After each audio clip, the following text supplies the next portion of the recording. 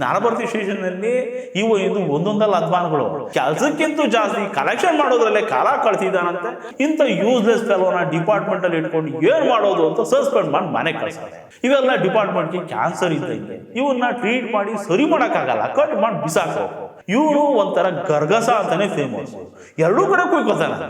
ಯಾವ್ದೋ ಕೇಸ್ನಲ್ಲಿ ಇವ್ನು ಕೇಳಿದಾಗ ದುಡ್ಡು ಕೊಟ್ಟಿಲ್ಲ ಅಂತ ಸ್ಟೇಷನ್ ಕೂಡ ಹಾಕೊಂಡು ಸಾಯ್ಸಕ್ಕೆ ಹೋಗ್ಬಿಟ್ಟಿದ್ದಂತ ಮೇಡಮ್. ಇವ್ಗಳು ಕಾಕಿ ಹಾಕೊಳ್ಳೋದೆ ಕಲೆಕ್ಷನ್ ಮಾಡಕ್ಕೆ ಅಂದ್ಕೊಂಡು ಈ ಲೈಸೆನ್ಸ್ ಗುಂಡಾಗಳ ತರ ಆಡ್ತಾರೆ. ನಮ್ಮ ಜ್ಞಾನಭಾರತಿ ಪೊಲೀಸ್ ಸ್ಟೇಷನ್ ಅಲ್ಲಿ ರವಿಕುಮಾರ ಅಂತ ಒಂದು ಕಡು ಭ್ರಷ್ಟ ಹೆಗಣ ಸೇರ್ಕೊಂಡಿತ್ತು.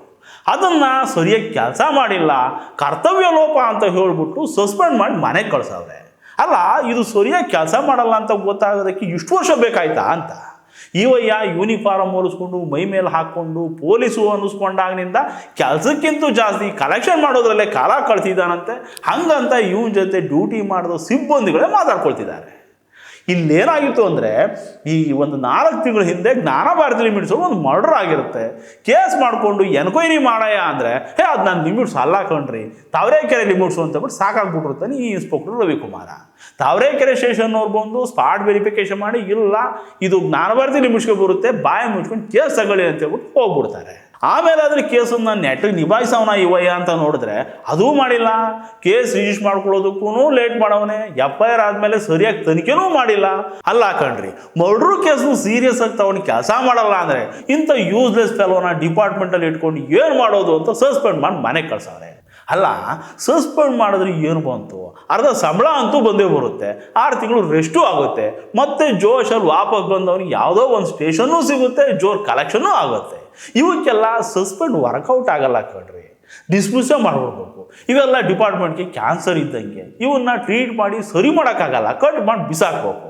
ಈ ಇನ್ಸ್ಪೆಕ್ಟರ್ ರವಿಕುಮಾರ್ ಇದಾನಲ್ಲ, ಇವನು ಒಂಥರ ಗರ್ಗಸ ಅಂತಾನೆ ಫೇಮಸ್ಸು, ಎರಡೂ ಕಡೆ ಕುಯ್ಕೋತಾನಂತೆ. ಇವನ ಹತ್ರ ಯಾರಾದ್ರೂ ಗ್ರಹಚಾರ ಕೆಟ್ಟು ಕೇಸ್ ತಗೊಂಡು ಬಂದರೆ ಮುಗೀತಂತೆ. ಡಬಲ್ ದಬಾಕ ಇವನಿಗೆ ಕಂಪ್ಲೇಂಟ್ ಕೊಟ್ಟವ್ರ ಹತ್ರನೂ ಕುಯ್ಕೋತಾನಂತೆ. ಯಾರ ಮೇಲೆ ಕಂಪ್ಲೇಂಟ್ ಆಗಿರುತ್ತಲ್ಲ ಅವ್ರನ್ನೂ ಕರೆಸಿ ದುಡ್ಡು ಹಾಕತ್ತಾನಂತೆ. ಅಲ್ಲಿಗೆ ಕೇಸ್ ಕ್ಲೋಸು, ದುಕಾನ್ ಬಂದು. ಇನ್ನು ರಿಯಲ್ ಎಸ್ಟೇಟ್ ಡೀಲ್ಗಳು ಬಂದ್ರಂತೂ ಸುಗ್ಗಿ ಅವನಿಗೆ. ಕಾಂಪೌಂಡ್ ಹಾಕ್ಸಿದ್ರೂ ದುಡ್ಡು, ಕಾಂಪೌಂಡ್ ತೆಗ್ಸಿದ್ರೂ ದುಡ್ಡು, ಹೀಗೆ ಯಾವುದೋ ಒಂದು ಪ್ರಾಪರ್ಟಿ ವಿಚಾರಕ್ಕೆ ಸಂಬಂಧಪಟ್ಟಂಗೆ 20 ಲಕ್ಷಕ್ಕೆ ಡಿಮ್ಯಾಂಡ್ ಇಟ್ಟಿದ್ದು ಜೋರು ಸುದ್ದಿ ಆಗಿತ್ತು ಇಲ್ಲಿಗೆ 3-4 ತಿಂಗಳ ಹಿಂದೆ. ಆಮೇಲೆ ಆ ಕೇಸ್ ಏನಾಯಿತು ದೇವ್ರಿಗೆ ಗೊತ್ತು, ಮುಚ್ಚಾಕ್ಸಿರ್ತಾನೆ, ಭಲೆ ಹುಷಾರಿ ಆ ಸಮಯವನ್ನು. ಇದಾದ ಮೇಲೆ ಯಾರೋ ಅಮಾಯಕರನ್ನ ಅಕ್ರಮವಾಗಿ ಅರೆಸ್ಟ್ ಮಾಡಿದ್ದ ಅಂತ ಒಂದ್ಸರಿ ದಂಡನೂ ಹಾಕಿಸ್ಕೊಂಡಿದ್ದ. ಈ ಜ್ಞಾನಭಾರತಿ ಸ್ಟೇಷನ್ನಲ್ಲಿ ಇವು ಇದು ಒಂದೊಂದಲ್ಲ ಅಧ್ವಾನಗಳು. ಈ ಕರಾವಳಿ 1001 ದೈವಗಳು ಅಂತ ಒಂದು ಬುಕ್ ಬರೆದಿದ್ರಲ್ಲ ಲಕ್ಷ್ಮಿ ಅಂತ ಹೇಳ್ಬಿಟ್ಟು ರೈಟ್ರು, ಅವ್ರನ್ನ ಕೇಳಿದ್ರೆ ಇವನು ಪುರಾಣನೆಲ್ಲ ಪಿನ್ ಟು ಪಿನ್ ಹೇಳ್ತಾರೆ. ಯಾವುದೋ ಕೇಸ್ನಲ್ಲಿ ಇವನು ಕೇಳಿದಾಗ ದುಡ್ಡು ಕೊಟ್ಟಿಲ್ಲ ಅಂತ ಸ್ಟೇಷನ್ ಕೂಡ ಹಾಕೊಂಡು ಸಾಯ್ಸಕ್ಕೆ ಹೋಗ್ಬಿಟ್ಟಿದ್ದಂತ ಮೇಡಮ್ ಅವ್ರನ್ನ. ಆಮೇಲೆ ಅವ್ರ ಮೇಲೆ ಸುಳ್ಳು ಕೇಸ್ ಹಾಕಿ ಕೊಡಬಾರ್ದು ಹಿಂಸೆ ಕೊಟ್ಬಿಟ್ಟಿದ್ದಂತೆ. ಆ ಮೇಡಮು ಇವನನ್ನ ಡಿಸ್ಮಿಸ್ ಮಾಡಿಸೋರ್ಗು ರೆಸ್ಟೇ ತಗೊಳ್ಳಲ್ಲ ಅಂತ ಹೇಳ್ಬಿಟ್ಟು ಹಿಂದೆ ಬಿದ್ದುಬಿಟ್ಟವ್ರೆ. ಈ ರವಿಕುಮಾರ ಅನ್ನೋ ಪ್ರಾಣಿ ಇದೆಯಲ್ಲ, ಇದು ಅಂಥದ್ದೇ ಬೋಡಿ. ಇಡೀ ದೇಹ ಹಿಂಡಿದ್ರು ಒಂದು ಹನಿ ಮನುಷ್ಯತ್ವ ಸಿಗಲ್ಲ ಈ ಅಪ್ಪನ ಹತ್ರ. ಇನ್ನು ದಕ್ಷತೆ, ಪ್ರಾಮಾಣಿಕತೆ ಅನ್ನೋದು ದೂರದ ಮಾತು.